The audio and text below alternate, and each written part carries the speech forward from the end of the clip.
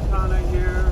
I haven't posted for over 2 weeks, mainly because I've been extremely busy, traveling all over the country, moving people hither and yon. It is May 18th, starting 2019. See that box right there? That box tells you that my truck is so full I couldn't fit everything in the trailer. So I had to put some stuff in my cab, which means I have not had a bed for the last 3 or 4 days. So I've been getting motels every night, which is good. You need a motel to relax every once in a while, change of pace. What do I want to talk about today? I guess the main thing I want to talk about today is the news from Australia. My wife actually lived in Australia for about 3 months. My mom and dad lived in Australia for 2 years, and we went to visit. I was allowed to stay for 2 weeks. They let her stay for, I believe, 2 or 3 months. So because we had a young son, newborn baby, she stayed there and let the grandparents visit with the baby for a while. And I think she had a great time. Australia is a great country, as are most Western democracies that emanated from Europe, England, France, Spain being the main countries, with the exception of maybe some South American countries and Mexico, I guess. So the news from Australia, back to Australia, is Scott Morrison is going to once again be re-elected as the Prime Minister of Australia. You don't know this because you probably aren't aware of a lot of things that go on in the world. And this brings up one of the big issues that we have in this world today, and that is, it's not what you know, it's what you don't know. The thing that drives public opinion and elections in this world isn't knowledge, it's lack of knowledge. And so I suspect that the vast majority of Americans are not even going to know that Australia had an election. They're not going to know that Australia basically re-elected a conservative prime minister in the face of the media in Australia that was telling everyone that the conservative prime minister was going to lose in a big way. Now, this should ring a bell, because that's exactly what happened in our country 2.5 years ago. We were told that Trump was going to lose, and not only lose, he was going to lose big, and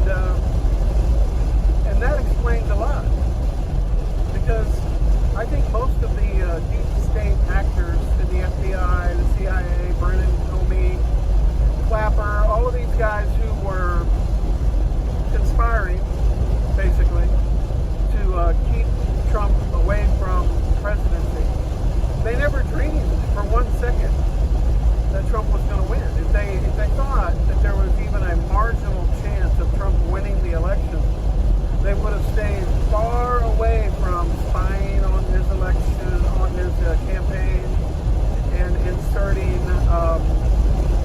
people within his campaign to try and entrap some of his lower level flunkies.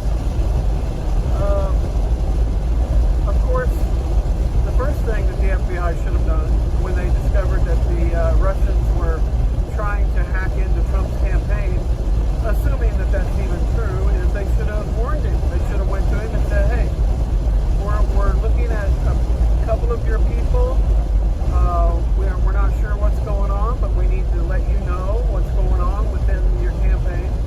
That's what they would have done for the Democrats. I'm going to try and get back to Australia, though. Let's talk about Australia. The fact is, you're not going to know that Australia had an election unless you watch this video. Chances are you're not going to know that they elected a conservative. You're not going to know that this played out in almost the exact same fashion that our election played out. You're not going to know that this is going to, that Brexit happened and is getting ready to happen again with some elections in England. You're not going to know that there is a movement within most Western democracies of populism and rejection of elitism and globalism and all of these things, socialism. If you watch TV and nightly news, CNN, MSNBC, and even Fox, if you watch that every single day, you would think that that there is an impending socialist wave that's getting ready to roll over America in the coming election. And it's just not true.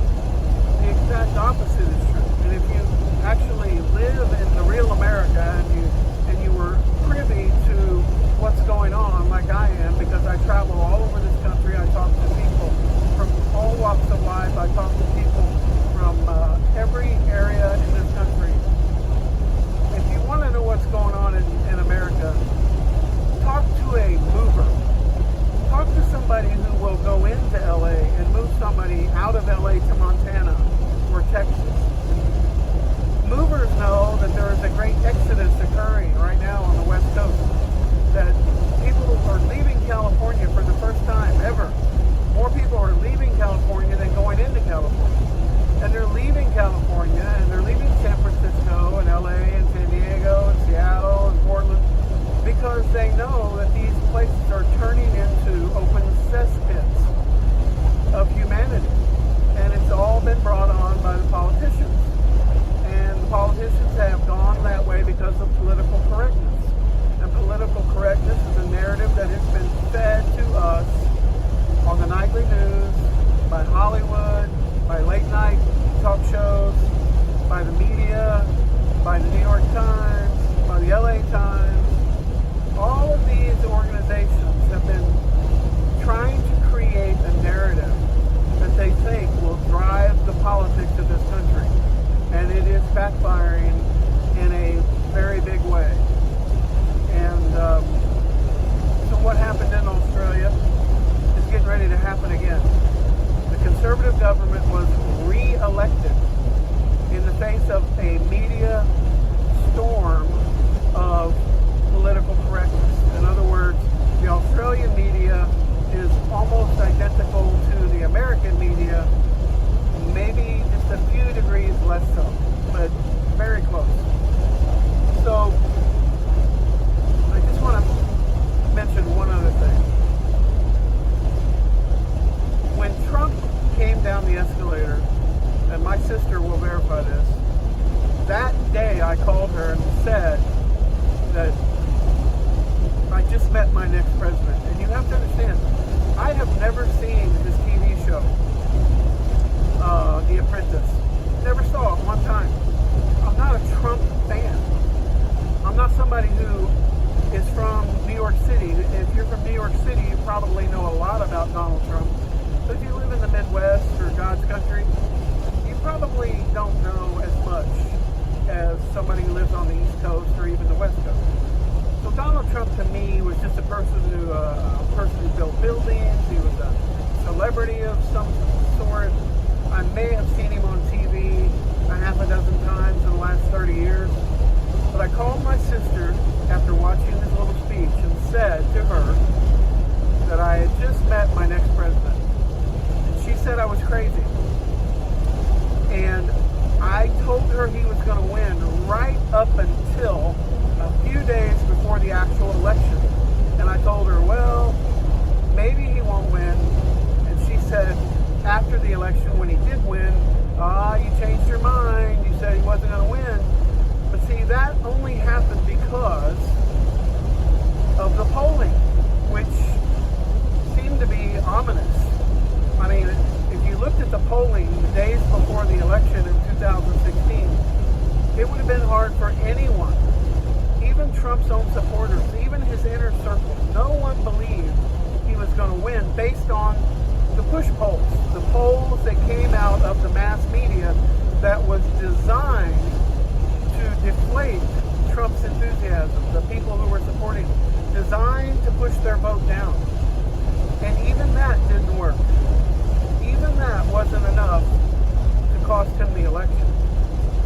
So I just wanted to, I'm going to end this right now and point out that you need to always remember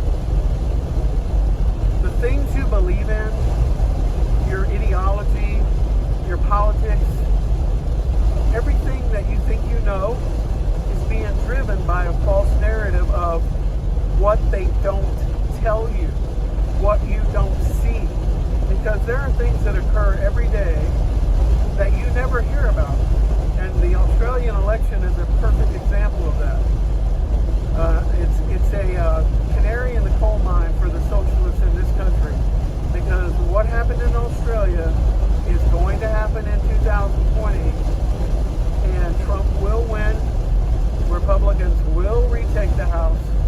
They will gain seats in the Senate. And Trump will appoint at least one more, if not two more, Supreme Court justices in the next 5 or 6 years.